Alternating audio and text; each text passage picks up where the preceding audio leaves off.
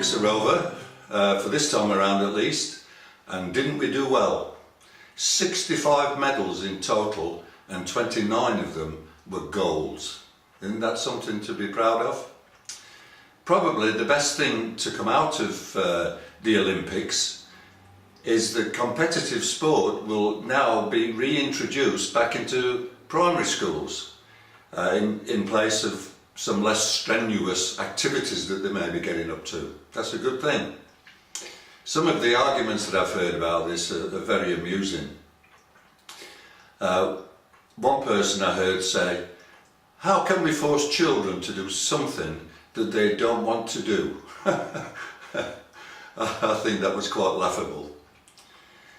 When I was at school a long time ago, mind you, we seemed to do more sport than we did of any other subject. Ours was a sporting school and top of the league in soccer and many other sports. And sometimes I was forced to do things that I didn't particularly enjoy. But there was something about sport that I believe builds character. It built it into our generation, and it certainly seems to be lacking in the current generation, at least that's my opinion. The one thing that struck me during the Olympics was the sheer determination and commitment that the competitors had in their own field of sport.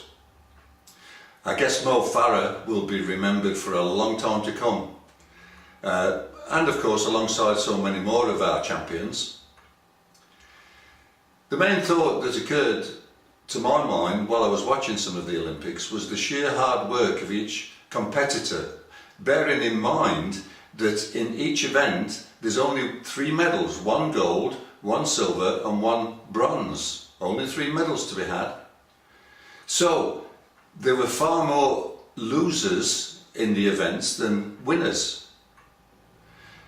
So for the 3 that came away with a medal, there was a whole lot more that came away with nothing except the memory of competing. And yet I guess that those who did lose and came away with nothing will still be back at the next Olympics trying for another medal. You know, folks, we Christians are running in a race, but our race is more than simply one winner. Those of us who compete are all winners if we stick to the race and don't give up. Think about this. We're all winners if we continue the race and if we complete the course. At the end of it, we don't just get a medal, but we get a gold crown that will last forever. As the Apostle Paul said, athletes go into strict training in order to achieve their goal. So how much more should we embrace our training program that God sets for us, because He's got one for each and every one of us. You know, so many times we moan about some of the difficulties that face us instead of realizing that God is preparing us and shaping our character to what He wants us to be. I used to tell a story, I haven't used it for quite a while, and in this story, it's a make-believe story I believe, but God told a man to push against a big rock in this garden. So for days the man pushed and pushed, but he couldn't move the rock. Eventually he became very dispirited and he gave up pushing against the rock. And one day, according to the story, the Lord came back and He said to the man, "Why are you not pushing against the rock like I told you to?"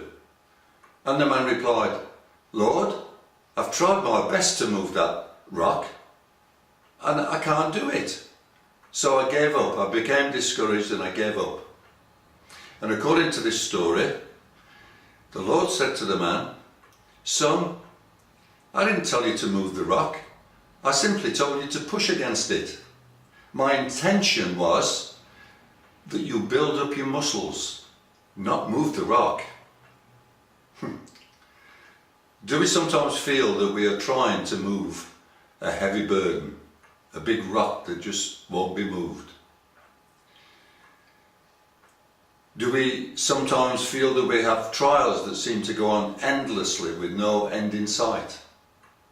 You know, I've been there many times in my life, and I've learned something very important about those kind of experiences. That at times like that, God is at work in all of us to make us stronger in our faith. You know, there's an old saying that a peaceful harbour doesn't turn a man into a sailor. Only when he gets out onto the high seas and faces the storms does he begin to learn his craft. So, the next time that you feel that you're running up a steep hill and getting nowhere, then remember the Olympians of 2012. They ran for a shot at just one of 3 medals, but we do it for an eternal crown of gold. And you know, folks, there's an abundant supply of these crowns just waiting for each and every one of us.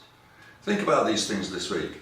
Have a great week. Have a look around the site, see if there's something there to bless you and to inform you. I'm sure there will be. God bless you for now. Bye.